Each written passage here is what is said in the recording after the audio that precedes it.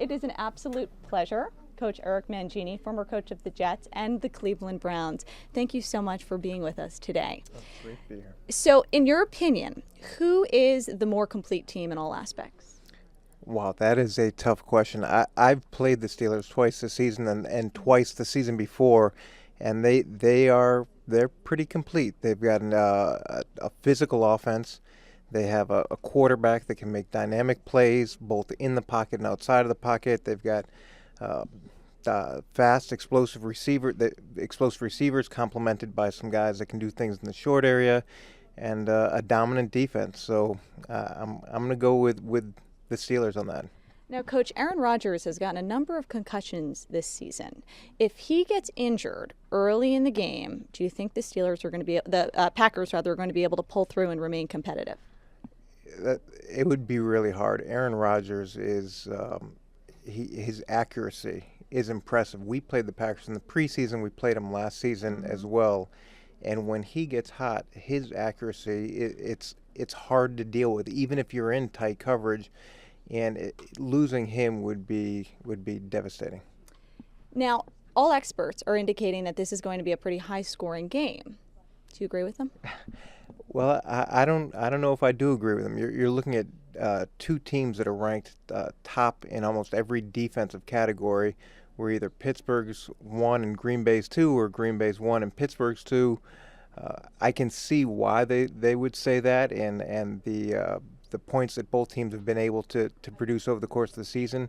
But these are two pretty good defenses as well. If there was going to be one surprise star player on either team tomorrow, who do you think that person would be? Wow, that's I don't know if it's going to be a surprise or not a surprise. I think there's a lot of guys on both sides that can make plays to affect the game, and this is one of the few Super Bowls where I think you can say that, where there are so many guys that are in position to affect the game in such a meaningful way. I don't know if I can. I'm putting you on the spot here, huh? You really are, and I don't think I can give you one guy that I think is going to do that. I know that in terms of players that I think are going to have a huge impact on the game, Troy Polamalu for the Steelers, and Clay Matthews for Green Bay. Both guys are really dynamic defensive players that can ruin the game for their opponent.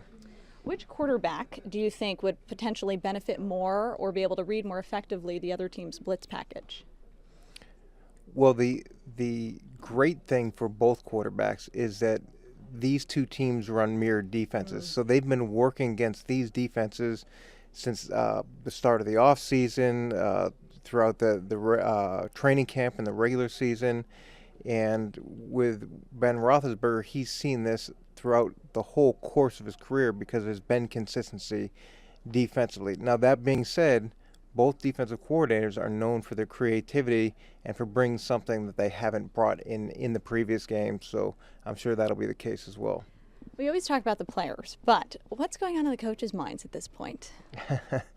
Well, it's a mix of things. You're excited, and the anticipation builds as the week goes on. But as a head coach, what you want to do is try to make things as similar as possible to all the previous weeks, and that's hard to do. And the team that is able to do that the best, it usually has an advantage going into the game. You want to have that consistency and that routine in an environment that's as inconsistent and as unique as you can possibly imagine. But I think that Pittsburgh's experience and Mike Tomlin's experience playing in the Super Bowl has got to help.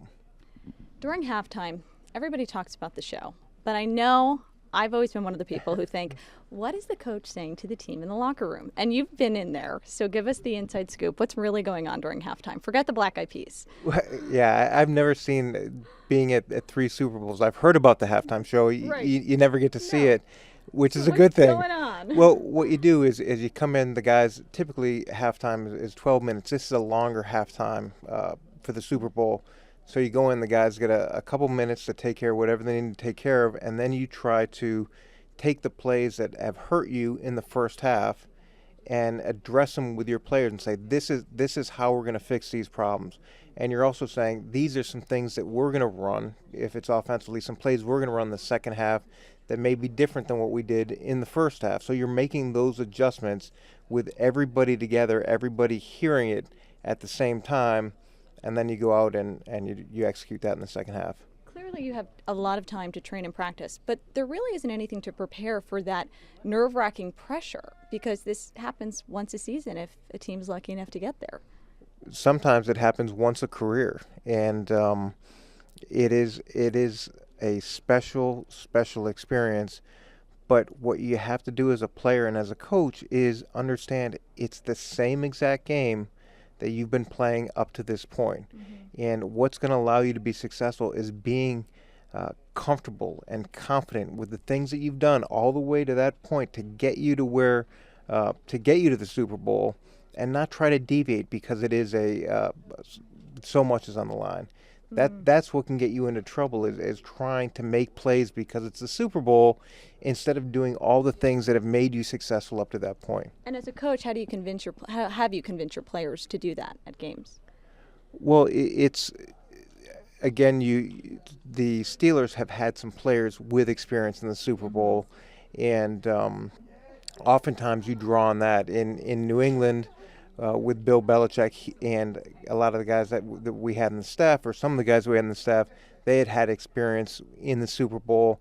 So you try to give the players the benefit of that experience and continue to reinforce how important it is to be that same guy and that same team that got you to play in this game. We have a chat room question for you, actually, Coach. Rick? We have a few. How does the length of the Super Bowl affect the players? Because it usually is longer than a regular game. Well, that's actually a great question because it starts at a time that most games don't normally start. It's 6:30. That's different.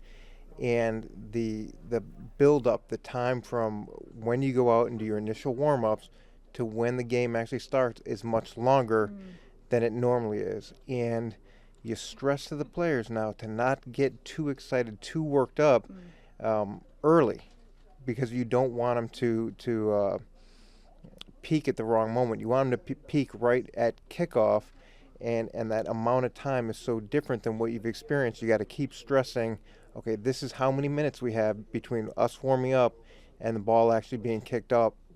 You don't want to overstress yourself early. You want to peak at the right moment. Rick? And do you play music to pump the guys up, and what kind of music is it?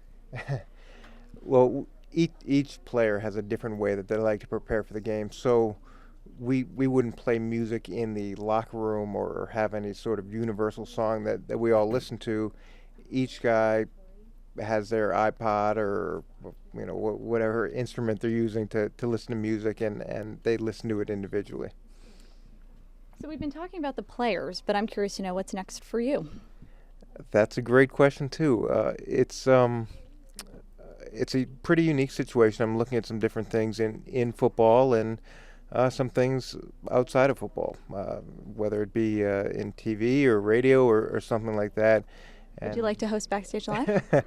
I think they have a wonderful host of Backstage Live. You can come back anytime. Thank Coach. you. I don't think I'd be able to do it as well. So it's going to be fun figuring out what is next. You have 3 children, and they're young, right? Yes, I've got a 6-year-old, a 4-year-old, and a 2-year-old, and 6 and 4 is going to be 7 here at the end of the month, 7 and 5, and it's so much fun being able to coach them and spend time with them and just be a dad. 2 more questions. 2 more questions. Do you like your wings boned or boneless? Excellent question. I don't know who sent that in, but I appreciate it. Who is that? I think that was, I'm going to find out. I think, Bright.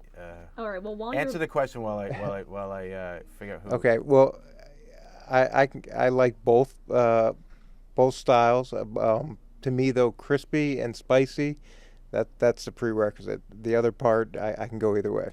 It was level Bryce. of spicy. Bryce asked that question. Oh, thank you, Bryce. And level of spiciness from 1 to 10. Are you really totally spicy? I want it. Yeah, I want it to be on the hot side, but not so hot that you can't breathe, but hot enough that you know that it's there. All right, Rick. We can't forget that one last question. We won't. George C. asks, is coaching professionals that much different than student athletes? Well, my experience has been a little bit unique in the sense that I've never actually coached in college. I went right from college into being involved in the NFL, so I haven't had that experience of coaching collegiate athletes. I'd imagine there are some big differences. In one area, they're getting paid. It is their job. It's what they do every single day. In college athletics, you have the football component or the sports component, but you also have to go to school, and you have all the other aspects of being a college student. So I would imagine it's different. I just don't have the firsthand knowledge of what it's like to coach college athletes. Do you miss playing at Wesleyan?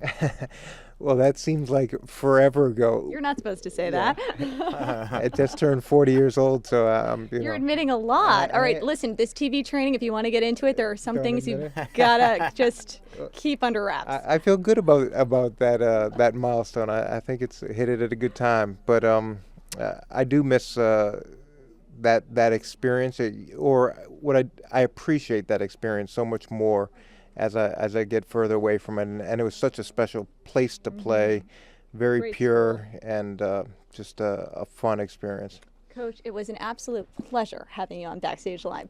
Thank you so much for being here. Come back again if we need a co-host. We know who to call. That's right. Thank you so much. Thank you.